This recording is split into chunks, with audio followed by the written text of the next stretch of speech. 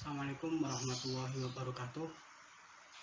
Anak-anak yang saya cintai dan saya banggakan, puji syukur kehadirat Allah Subhanahu wa Ta'ala karena pada kesempatan hari ini kita bisa kembali berjumpa dalam pembelajaran daring bahasa Indonesia tanpa ada halangan suatu apapun. Kalian di rumah selalu tetap menjaga kesehatan ya, jangan lupa untuk selalu memakai masker, terus kemudian sesering mungkin cuci tangan terutama sehabis aktivitas. Terus kemudian jika memang terpaksa harus keluar rumah ya diusahakan tidak terlalu lama, seperlunya saja, dan kembalinya ke rumah diusahakan segera ganti pakaian, terus mandi ya, dan jangan lupa selalu mengkonsumsi makanan yang sehat. Baik anak-anak yang saya banggakan, setelah pada pertemuan sebelumnya saya sudah berkenalan dan kemudian memberikan gambaran singkat mengenai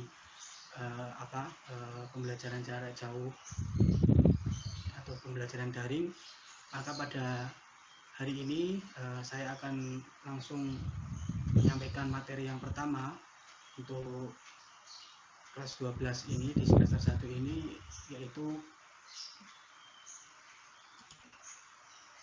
ya, menulis surat lamaran pekerjaan. Jadi materi ini merupakan materi pertama untuk kalian di kelas 12, dan saya yakin materi ini nanti suatu saat akan sangat berguna bagi kalian. Oleh karena itu saya berharap meskipun penjelasan ini hanya melalui video, tetapi kalian benar-benar ditonton sampai selesai. Kalau perlu disimpan video ini sehingga nanti suatu saat jika kalian membutuhkan penjelasan lagi terkait dengan surat lamaran pekerjaan ini, kalian bisa putar kembali atau lihat kembali video yang saya sampaikan ini.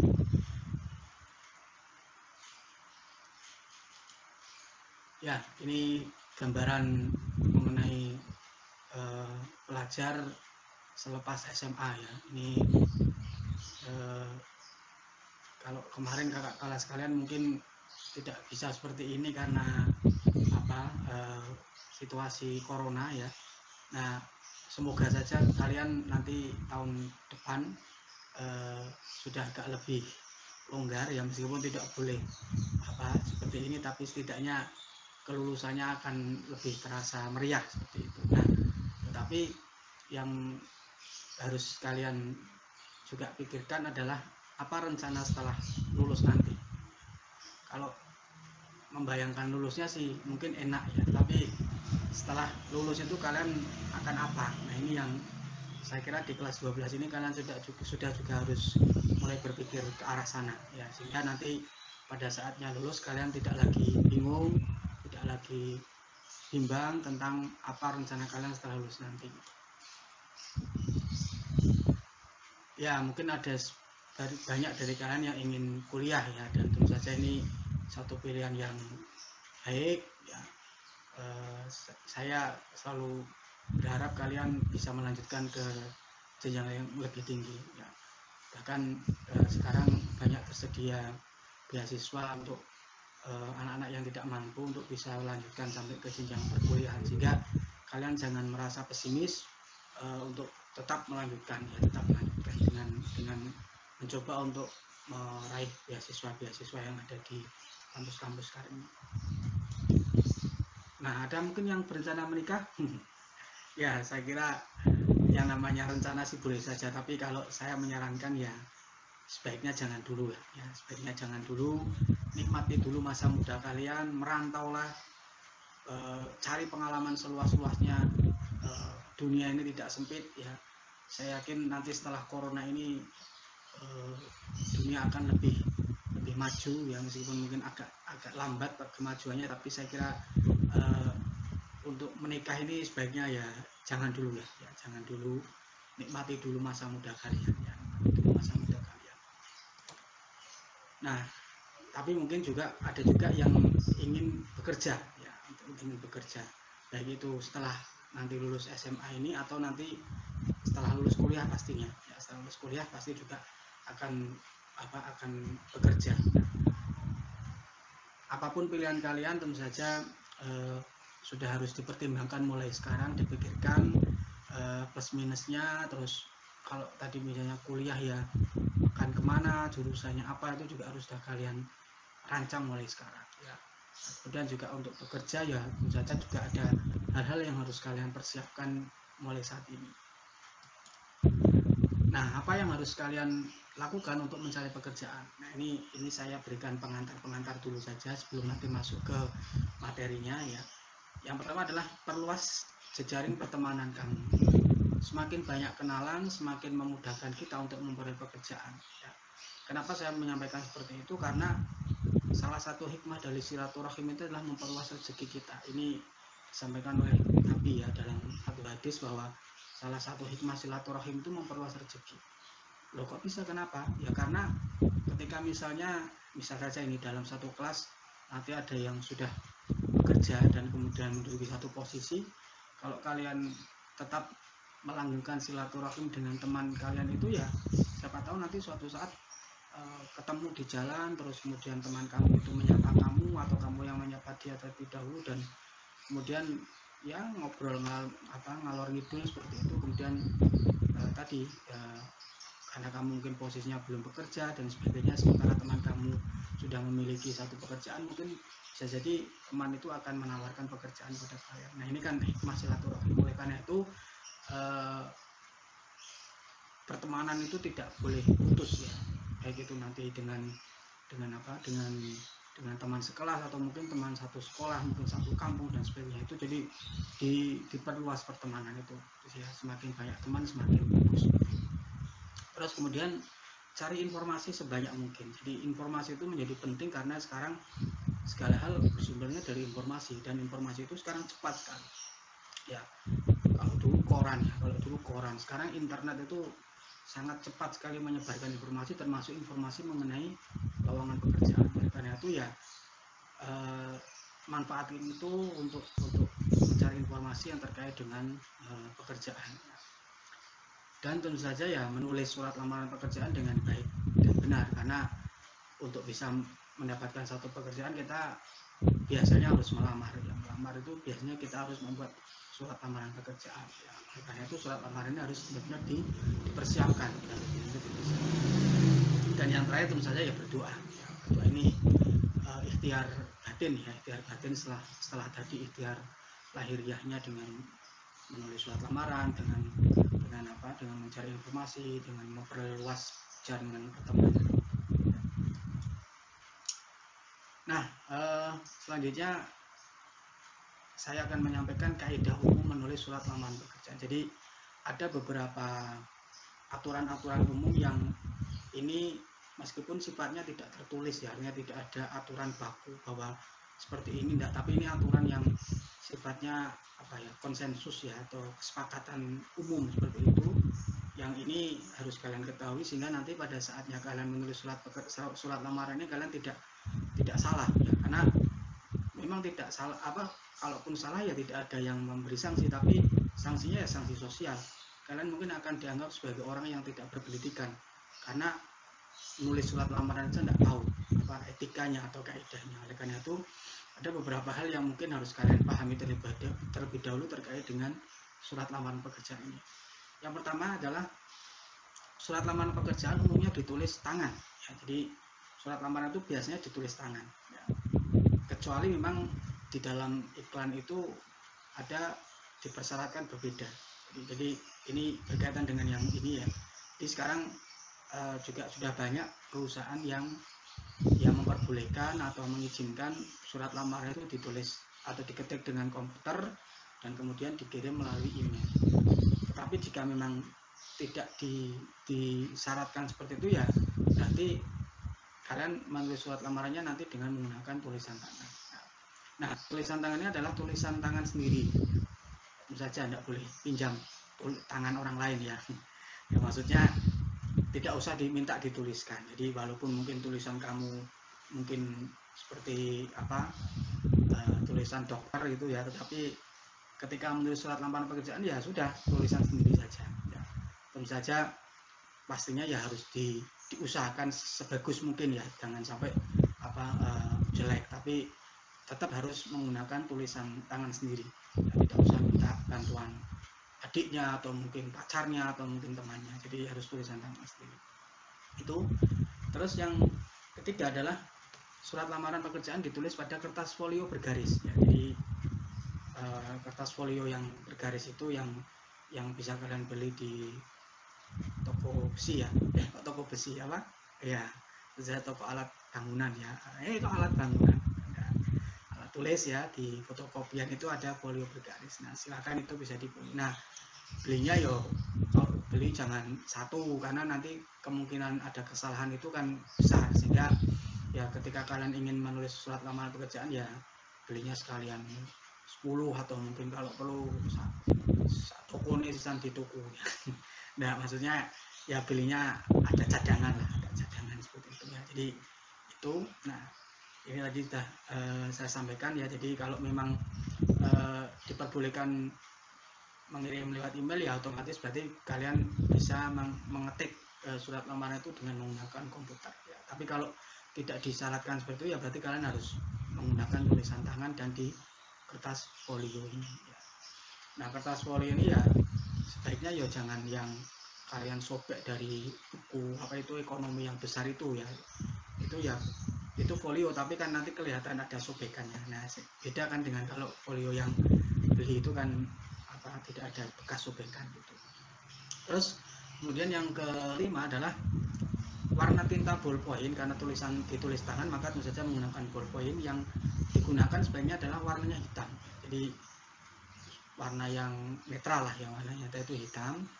Jangan mencoba-coba untuk menggunakan warna lain, apalagi warna merah atau mungkin apa itu yang ballpoint warna-warni, yaitu jangan ya, warnanya hitam saja itu. Terus yang keenam adalah upayakan tulisannya rapi ya. Jadi meskipun tadi tulisan kamu mungkin ya jelek lah seperti itu ya, tetapi ketika menulis surat lamaran ya bagaimana supaya tulisannya itu rapi ya, tentu saja harus dihati-hati dan sebagainya ya. Prinsipnya itu adalah mudah dibaca dan rapi tadi itu. Jadi meskipun mungkin tidak terlalu bagus tapi asal rapi dan terbaca, saya kira itu prinsipnya itu di situ ya. Sehingga tidak perlu kemudian minta dituliskan orang lain yang mungkin tulisannya lebih bagus, tapi saya kira nanti itu akan terjebak nanti pada saatnya ketika misalnya kamu dipanggil ya. Terus kemudian karena surat lamaran itu ditulis menggunakan tangan, maka pasti terjadi kesalahan ya, terjadi kesalahan.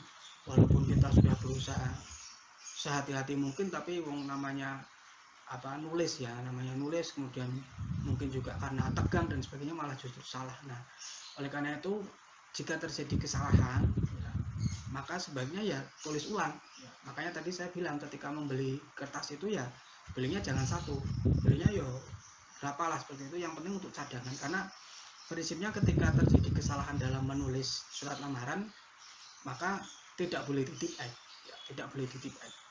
Kenapa kok tidak boleh titip X? Karena ketika titip X, baik itu yang titip X pakai cairan atau yang pakai itu label atau apa, kan kemudian menjadi tidak rapi ya, jadi kotor dan sebagainya. Oleh karena itu kesannya menjadi tidak bagus. Padahal surat lamaran itu ibarat toko itu kan seperti etalase ya bagi diri kamu, sehingga kalau kesan pertamanya saja itu kotor, penuh coretan dan sebagainya, maka perusahaan mungkin akan ini anak atau orang tidak rapi nih kayak gitu. Nah, maka kesan seperti itu harus dihindari. Maka sebaiknya jika terjadi kesalahan sedikit saja itu ya ganti kertasnya, tulis lagi dari awal. Nah, ini memang agak merepotkan ya, tapi karena ini demi masa depan kalian ketika nanti akan melamar pekerjaan ya, ini harus kalian lakukan ya. Sehingga ketika nanti pada akhirnya surat lamaran itu selesai, surat lamaran itu adalah surat lamaran yang tanpa kesalahan sedikit pun, baik itu coretan, tipe dan sebagainya ya. Jadi sekali lagi Jika terjadi kesalahan, saya sarankan ganti dari awal, jangan di tip X apalagi dicoret ya, karena itu nanti akan mempengaruhi kesan perusahaan itu ketika membaca surat lamaran yang penuh dengan tip X kan, penuh dengan coretan kan akan berbeda ketika surat lamaran itu rapi tanpa kesalahan sedikit ya, itu yang selanjutnya.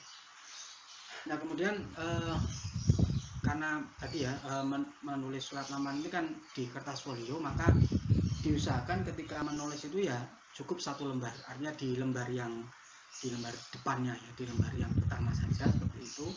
Tetapi memang apabila tidak cukup ya boleh dilanjutkan di lembar yang kedua, tapi bukan di lembar yang sebaliknya, tapi di yang belakangnya ya. Jadi jangan yang langsung sehingga tidak rapi nanti. Terus kemudian karena kertas folio ini kan tidak ada garis tepinya ya, sehingga nanti kalau kalian menulis kan mungkin akan miring dan sebagainya. Maka jika memang memerlukan ada bantuan garis tepi, maka gunakan pensil ya, pensil garis tepinya menggunakan pensil, itu pun tipis saja, sehingga nanti ketika sudah selesai ya garis tepi itu dihapus ya, sehingga tetap rapi. Itu hal-hal sepele tapi saya kira menjadi penting, karena kalau ini tidak kalian cermati, saya khawatir nanti perusahaan itu akan melihat kalian sebagai orang yang negatif seperti itu ya. Karena ini tadi yang perlu saya sampaikan adalah surat lamaran pekerjaan merupakan pintu pertama tadi ya, semacam etalase seperti itu bagi perusahaan untuk menilai kita. Jadi oleh karena itu munculkan kesan positif pada surat lamaran pekerjaan kita itu ya tadi, bersih, rapi, tanpa kesalahan sedikit pun, sehingga kesan penerima atau perusahaan itu nanti akan bagus terhadap kalian karena dari surat lamaran itu. Oke, kalau tadi berkaitan dengan halal umum, nah sekarang saya akan masuk ya ke inti materinya, yaitu berkaitan dengan pengertian terlebih dahulu. Surat lamaran pekerjaan adalah surat yang dikirim oleh seseorang dan ditujukan kepada sebuah perusahaan atau instansi untuk melamar sebuah posisi pekerjaan pada perusahaan atau instansi tersebut. Jadi surat lamaran itu surat pribadi, karena yang mengirim adalah individu, yang mengirim adalah individu kita ya. Nah sehingga ini jelas ya, karena dibuat oleh individu, sehingga dalam membuat surat lamaran tidak menggunakan kop surat. Ini berbeda dengan surat dinas ya. Kalau surat dinas kan jelas ada kop suratnya. Ini pengertian. Nah terus kemudian dari segi sifatnya, surat lamaran pekerjaan termasuk jenis surat resmi atau formal, karena harus sesuai dengan kaidah penulisan surat lamaran yang baik dan benar. Jadi kembali lagi bahwa surat lamaran itu harus menunjukkan citra positif dari si pengirim agar bisa dipertimbangkan oleh perusahaan atau instansi tersebut. Ini harus benar-benar kalian cermati ketika menulis surat lamaran. Nah sekarang jenis-jenis surat lamaran pekerjaan. Jadi secara prinsip atau secara garis besar, surat lamaran pekerjaan itu terbagi menjadi ada dua jenis, yaitu surat lamaran pekerjaan berdasarkan iklan dan surat lamaran pekerjaan atas inisiatif sendiri. Nah, yang pertama adalah surat lamaran pekerjaan berdasarkan iklan, ya tentu saja yaitu surat lamaran yang dibuat setelah kita mengetahui ada iklan lowongan pekerjaan yang ditawarkan oleh perusahaan tersebut. Jadi biasanya kalau suatu perusahaan akan mencari tenaga kerja atau karyawan, maka dia akan membuat iklan lowongan pekerjaan yang dimuat bisa di koran atau mungkin kalau sekarang ya di internet seperti itu. Nah kalian bisa menggunakan iklan ini sebagai dasar ketika ingin melamar suatu pekerjaan. Dan sedangkan yang kedua adalah surat lamaran pekerjaan atas inisiatif sendiri. Nah kalau ini sifatnya berarti adalah semacam ya coba-coba saja atau spekulasi. Jadi meskipun mungkin perusahaan itu belum membuka lowongan, tapi kalian ya boleh saja melamar ya, tentu saja ya jangan terlalu berharap diterima, karena memang perusahaan itu mungkin belum membutuhkan ya. Nah pada materi yang nanti saya sampaikan, kita akan fokus pada surat lamaran pekerjaan yang berdasarkan iklan. Jadi yang berdasarkan iklan ini yang nanti akan kita pelajari, meskipun nanti sedikit juga akan saya saya beri penjelasan tentang surat lamaran pekerjaan yang atas inisiatif sendiri itu nanti bagaimana. Ya. Sebenarnya pada prinsipnya sama ya, hanya saja nanti yang membedakan hanya di bagian pembukaan saja. Kalau yang lain nanti sebetulnya antara yang berdasarkan iklan atau atas inisiatif sendiri sama. Ya. Atas inisiatif sama saja.